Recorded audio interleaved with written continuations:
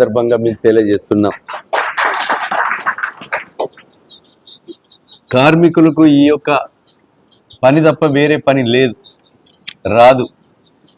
కనుక ఆ వృత్తిని నమ్ముకున్నటువంటి కార్మికులు, చేనేత కార్మికులు తప్పకుండా ఈ యొక్క ఈడికి రావడం వల్ల వీళ్ళ యొక్క సమస్యలు పూర్తిగా నాకు అర్థం చేసుకున్నాం. వీళ్ళకు తగు న్యాయము తప్పకుండా చేస్తామని తెలియజేస్తూ, వీళ్ళ యొక్క సరుకులను ఎప్పటికప్పుడు మరి గతంలో మాదిరిగా జరిగే విధంగా ఈ సంఘాన్ని